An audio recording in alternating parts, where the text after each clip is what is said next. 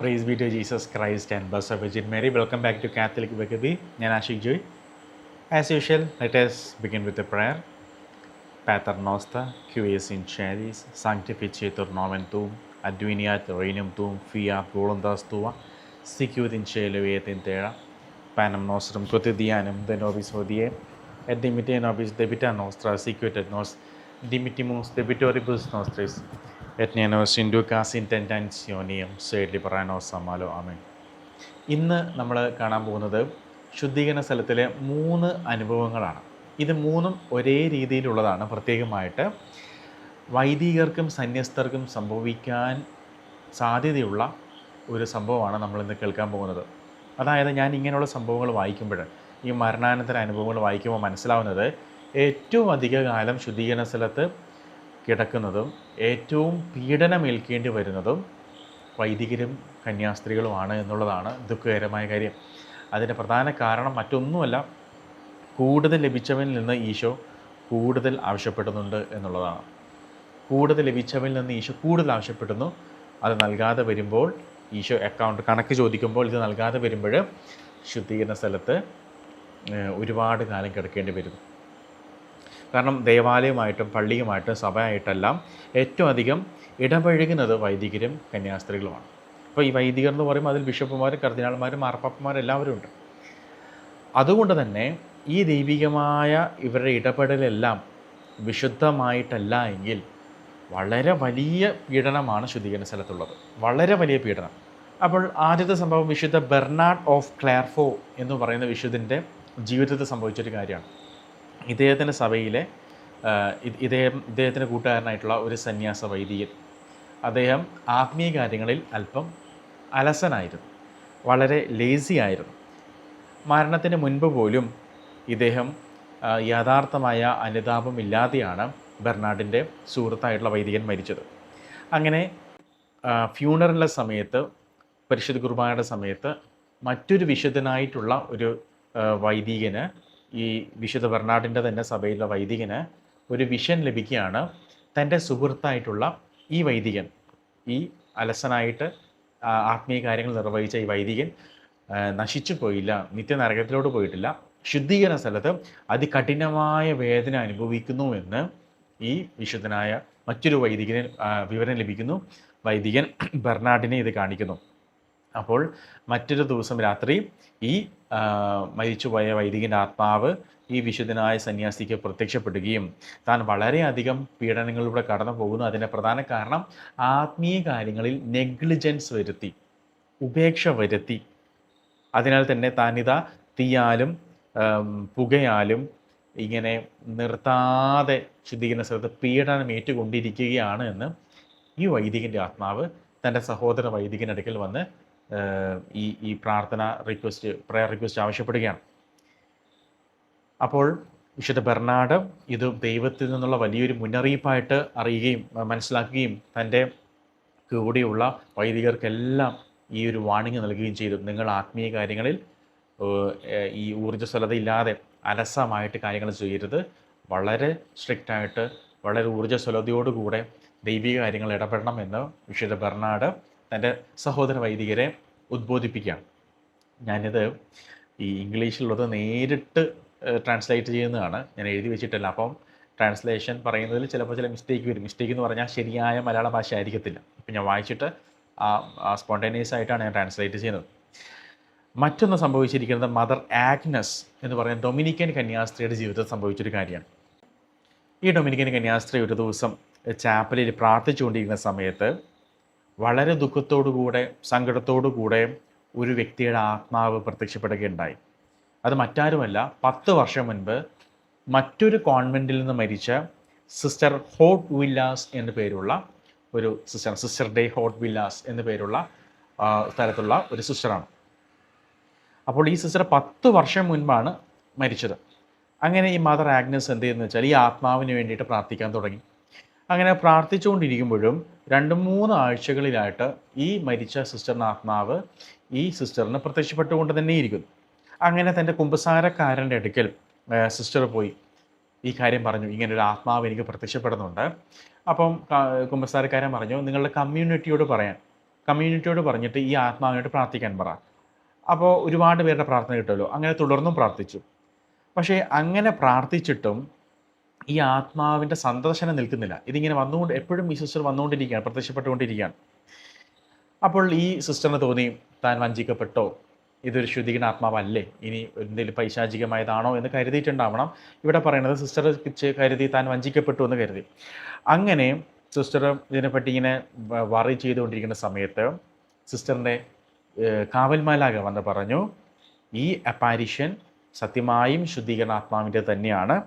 ഇത് ആ കന്യാസ്ത്രീയുടെ ആത്മാവ് അവിടെ എത്തിയതിൻ്റെ കാരണം അവർ ദൈവ ശുശ്രൂഷയിൽ വരുത്തിയിട്ടുള്ള നെഗ്ലിജൻസ് കാരണമാണ് അവരിവിടെ എത്തിയിരിക്കുന്നത്. ഇത് ഈ കാവൽമാലാക ഇത് പറഞ്ഞു കഴിഞ്ഞപ്പോൾ ഈ സിസ്റ്റർ ഇത് വിശ്വസിച്ചു, ശക്തമായിട്ട് പ്രാർത്ഥിച്ചു. പിന്നീട് ഈ സിസ്റ്ററിൻ്റെ ആത്മാവ് വന്നിട്ടില്ല എന്ന് പറയുന്നു. മറ്റൊരു സംഭവം, ഇത് ഊർസ്ലിൻ കോൺവെൻറ്റിൽ, ലണ്ടനിലെ ഊർസ്ലിൻ കോൺവെൻറ്റിൽ നടന്ന സംഭവമാണ്. മേരി ഓഫ് ഇൻകാർണേഷൻ എന്ന് പേരുള്ള ഒരു സിസ്റ്റർ, അവരാണ് പ്രത്യക്ഷപ്പെടുന്നത് ശുദ്ധീകരണത്തിൽ നിന്നും. അവർ പ്രത്യക്ഷപ്പെടുന്നതാവട്ടെ തൻ്റെ മുൻ സുപ്പീരിയറിനാണ് പ്രത്യക്ഷപ്പെടുന്നത്. ഏകദേശം ഈ സുപ്പീരിയറിന് 3 മണി 4 മണി, പുലർച്ചെ 3 മണി 4 മണിക്കിടയിലാണ് ഈ സിസ്റ്ററിൻ്റെ ആത്മാവ് ഈ സിസ്റ്ററിന് പ്രത്യക്ഷപ്പെടുന്നത്. ഈ ആത്മാവ് വളരെ ശാന്തമാണ്, വളരെ എളിമയോട് കൂടിയാണ് കാണപ്പെടുന്നത്. പക്ഷേ തീർച്ചയായിട്ടും വളരെയധികം സഹിക്കുന്നുണ്ട്. ആദ്യം ഈ സുപ്പീരിയർ ഒന്ന് പേടിച്ചെങ്കിലും പിന്നീട് അവർക്ക് കാര്യം മനസ്സിലായി, അവർ പ്രാർത്ഥിക്കാൻ തുടങ്ങി. അപ്പോൾ ഈ സുപ്പീരിയർ ഈ ആത്മാവിനോട് ചോദിച്ചു, നിങ്ങൾ ഏത് അവസ്ഥയിലാണുള്ളത്, നരകത്തിലാണോ ശുദ്ധീകരണ സ്ഥലത്താണോ എന്ന് മനസ്സിലാക്കാൻ സാധിക്കുന്നില്ല. അപ്പം പറഞ്ഞു, I am satisfying divine justice in purgatory. ഞാൻ ദൈവത്തിൻ്റെ നീതി സാറ്റിസ്ഫൈ ചെയ്യാൻ ഇതാ ശുദ്ധീകരണ സ്ഥലത്താണ് ഞാനുള്ളത്. എന്നിട്ട് ഈ സിസ്റ്റർ പറഞ്ഞ കാര്യപ്രകാരമാണ്, സിസ്റ്റർ മേരി ഓഫ് ഇൻകാർണേഷൻ പറഞ്ഞ ഇപ്രകാരമാണ്, ആത്മീയ കാര്യങ്ങൾ, സന്യസ്തർ ചെയ്യേണ്ട കാര്യങ്ങളിൽ ഞാൻ നെഗ്ലിജൻസ്, കെയർലെസ്നെസ് കാണിച്ചത് കൊണ്ട്, ഒന്ന് ആ ഒരു കാരണം കൊണ്ട് ഞാൻ ഇന്ന് ശുദ്ധീകരണ സ്ഥലത്ത് കിടക്കുന്നു. മറ്റൊന്ന്, ഞാൻ പലപ്പോഴും മറ്റുള്ള ബാഡ് എക്സാമ്പിൾസ് കാണിച്ചിരുന്ന കന്യാസ്ത്രീകളെ ആയിരുന്നു മാതൃകയാക്കിയിരുന്നത്. അതിൻ്റെ കാരണം കൊണ്ട് ഞാൻ ശുദ്ധീകരണ സ്ഥലത്താണ്. മൂന്നാമതായിട്ട്, എനിക്ക് അനുവദനീയമല്ലാത്ത ചില കാര്യങ്ങൾ ഞാൻ ഉപയോഗിച്ചു, പെർമിഷൻ ഇല്ലാതെ ഞാൻ ഉപയോഗിച്ചു. എൻ്റെ എവിടെയാണെന്ന് പറയുന്നില്ല, ഒരുപക്ഷെ അവരുടെ റൂമിലായിരിക്കാം. പെർമിഷൻ ഇല്ലാതെ, സുപ്പീരിയറിൻ്റെ പെർമിഷൻ ഇല്ലാതെ ചില വസ്തുക്കൾ ഞാൻ ഉപയോഗിച്ചു. ഞാൻ പറഞ്ഞോ എനിക്ക് ഓർമ്മയില്ല, ഈ ഡോഗ്മ ഓഫ് പെർഗട്ടറി തന്നെയാണെന്ന് ഓർക്കുന്നു. ഒരു സിസ്റ്റർ ഇതേപോലെ ഒരു ചെയർ തൻ്റെ സുപ്പീരിയറിൻ്റെ പെർമിഷൻ ഇല്ലാതെ തൻ്റെ റൂമിൽ ഉപയോഗിച്ചു. അവർ ശുദ്ധീകരണ സ്ഥലത്ത് മുള്ളുള്ള ചെയറിലാണ് ഇരിക്കുന്നത്. അതായത് നമ്മളെ മനസ്സിലാക്കേണ്ടത്, ഇത് അവർക്ക് അനുഭവപ്പെടുന്ന കാര്യമാണ്. ഇത് ഇങ്ങനെ തന്നെ ശുദ്ധീകരണ സ്ഥലത്ത് അവർ കാണുന്നു എന്നല്ല, അവർക്ക് ഫീൽ ചെയ്യുന്നത് അങ്ങനെയാണ്. ശുദ്ധീകരണ സ്ഥലത്ത് അവർ ചെയറിലിരിക്കണ ആ പെയിനാണ് അവർക്ക് വരുന്നത്. അതുപോലെയാണ് ഇവിടെ സിസ്റ്റർ സുപ്പീരിയറിൻ്റെ പെർമിഷൻ ഇല്ലാതെ ചില വസ്തുക്കൾ അവർ ഉപയോഗിച്ചു. അപ്പോൾ ദൈവം എത്രമാത്രം കർക്കശമായിട്ടാണ് കാര്യങ്ങൾ നോക്കുന്നത് എന്നുള്ളതാണ്. അപ്പോൾ വൈദികരും കന്യാസ്ത്രീകളും ദൈവത്തോട് അടുത്തിരിക്കുന്നവരായതുകൊണ്ടും, അതായത് ദൈവ ശുശ്രൂഷയിൽ അടുത്തിരിക്കുന്നവരാണ്. അവരുടെ അൾത്താരയിൽ കുർബാനയ്ക്ക് പൂക്കൾ അലങ്കരിക്കുന്നു, അവർ വൈദികർ ബലിയർപ്പിക്കുന്നു, വചനപ്രഘോഷണം നടത്തുന്നു. അപ്പോൾ അവരുടെ വായിൽ നിന്ന് വരുന്ന ഓരോ വാക്കും, നമ്മൾ പറയുന്ന ഓരോ വ്യർത്ഥ വാക്കിനും വിധി ദിവസം കണക്ക് കൊടുക്കേണ്ടി വരുമെന്ന് ഈശോ വളരെ വ്യക്തമായിട്ട് പറയുന്നുണ്ട്. അപ്പോൾ ഈ പൂക്കൾ അലങ്കരിക്കുമ്പോൾ അൾത്താരയിൽ നിന്നാണ് മാലാഖമാർ പോലും പേടിച്ച് വിറച്ചിട്ടാണ് ഈ അൾത്താരയിൽ നിൽക്കുന്നത്. എനിക്കറിയുന്ന എൻ്റെ ഒരു സുഹൃത്ത്, അദ്ദേഹം ഒരിക്കലും അൾത്താരയിൽ നിന്ന് വചനം വായിക്കാൻ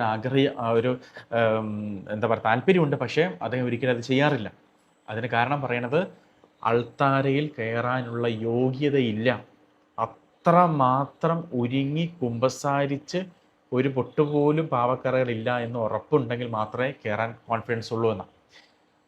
ആ സ്ഥലത്താണ് നമ്മൾ ഓർക്കണം, നമ്മൾ പൂക്കൾ അലങ്കരിക്കുന്നു, എല്ലാം നമ്മൾ ചെയ്യുമ്പോൾ എത്രമാത്രം ഭയഭക്തി ബഹുമാനത്തോടു കൂടെ ആചാരം ചെയ്ത് ദൈവത്തിന് ബഹുമാനം അർപ്പിച്ചുകൊണ്ട് വേണം നമ്മളിത് ചെയ്യണമെന്നുള്ളതാണ്.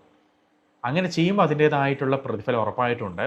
പക്ഷേ നമ്മൾ അതിൻ്റെ ഇടയിൽ സംസാരിച്ചും മറ്റ് കഥകളും പറഞ്ഞും അൾത്താരയിൽ നിന്ന് കുർബാനയ്ക്ക് വേണ്ടിയിട്ടുള്ള കാര്യങ്ങളൊക്കെ ഒരുക്കുമ്പോൾ നമ്മളിവിടെ കാണുന്നു എന്താണ് അവസ്ഥ എന്നുള്ളത്. സെയിം കാര്യമാണ് വിശുദ്ധ പാത്രിപ്പിയോ കണ്ടത്. പാത്രിപ്പിയോയുടെ അടുക്കൽ 25 വർഷം ശുദ്ധീകരണ സ്ഥലത്ത് കഴിഞ്ഞ ഒരു സെമിനാരി വിദ്യാർത്ഥിയുടെ ആത്മാവ് വരികയാണ്.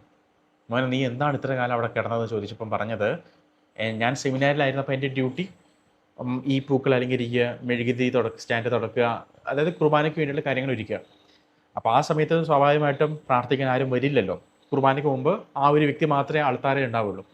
അപ്പോൾ പലതവണ അങ്ങോട്ടും ഇങ്ങോട്ടും പോകണം, സക്രാരി ക്രോസ് ചെയ്ത് പോകണം. മടി കൊണ്ട് പലതവണ ആചാരം ചെയ്യാതെ, ദൈവത്തിന് കൊടുക്കേണ്ട ആരാധന നൽകാതെ അലക്ഷ്യമായിട്ട് അങ്ങോട്ടും ഇങ്ങോട്ടും നടന്നു. ഇന്ന് അതിന് പ്രായശ്ചിത്തം ചെയ്യാൻ വേണ്ടിയിട്ട് വന്നിരിക്കുകയാണ് ഈ ആത്മാവ്. 25 വർഷം ഇപ്പോൾ സെമിനാരിയിൽ റൂമിൽ തീ പിടിച്ചപ്പം വെന്ത് മരിച്ചു പോയതാണ് ഈ ബ്രദർ. അപ്പോൾ ചെറിയ കാര്യമല്ല. അങ്ങനെയെങ്കിൽ വചനം പ്രഘോഷിക്കുമ്പോൾ, ബലിപീഠത്തിൽ നിന്ന് വചനം പ്രഘോഷിക്കുമ്പോൾ തെറ്റായ കാര്യങ്ങൾ പഠിപ്പിക്കുന്ന വൈദികരുടെ അവസ്ഥ എന്തായിരിക്കും? ഇതുകൊണ്ടാണ് വളരെ വളരെ നമ്മൾ ജാഗരൂകത പാലിക്കണം എന്ന് പറയണത്. അങ്ങനെയെങ്കിൽ പരിശുദ്ധ കുർബാന ഭയഭക്തിയില്ലാതെ അർപ്പിക്കുന്നവരുടെ അവസ്ഥ എന്തായിരിക്കും? മാരകപാപം ചെയ്ത പരിശുദ്ധ കുർബാന അർപ്പിക്കുന്ന വൈദികരുടെ അവസ്ഥ എന്തായിരിക്കും? ഇതിനെപ്പറ്റിയൊക്കെ ഒരുപാട് വിശുദ്ധ ദർശനം കണ്ടിട്ടുണ്ട്. അതായത് ഒരു വൈദികൻ മാരകപാപത്തോടുകൂടെ പരിശുദ്ധ കുർബാന അർപ്പിക്കുമ്പോൾ നരകം കിടന്ന് ആർമാദിക്കുന്നുവെന്നാണ് പറയണത്. അപ്പോൾ എൻ്റെ പറയുമ്പോഴവരെ ഇതാണ്. അപ്പോൾ ഇത് നമുക്കെല്ലാവർക്കും ബാധകമാണ്. പള്ളിയോട് അടുത്തിരിക്കുന്ന, അതായത് പള്ളി കമ്മിറ്റിയിലും അല്ലെങ്കിൽ ദേവാലയ മറ്റുള്ള പാരിഷിൽ കൂടുതൽ ഇടപഴകുന്ന, ദേവാലയമായിട്ട് ഇടപഴകുന്ന എല്ലാവർക്കും ഇത് ബാധകമാണ്. വൈദികർക്ക്, കന്യാസ്ത്രീകൾക്ക് മാത്രമല്ല. അപ്പം നമ്മളെല്ലാവരും ആത്മീയ കാര്യങ്ങളിൽ നമ്മൾ ശ്രദ്ധാലുക്കളായിരിക്കണം. ചെയ്യുന്നുണ്ടെങ്കിൽ അത് റെവറൻസോടുകൂടെ വൃത്തിക്ക് ദൈവത്തെ പ്രസാദിപ്പിച്ചുകൊണ്ട് ചെയ്യുക എന്നുള്ളതാണ്. ഇപ്പോൾ പരിശുദ്ധമ്മയോട് പ്രാർത്ഥിച്ചുകൊണ്ട് നമുക്ക് അവസാനിപ്പിക്കാം. Ave Maria, gracia plena, Dominus tecum, benedicta tu in mulieribus et benedictus fructus ventris tui, Iesus. Sancta Maria, Mater Dei, ora pro nobis peccatoribus, nunc et in hora mortis nostrae. Amen. Viva Christe ore.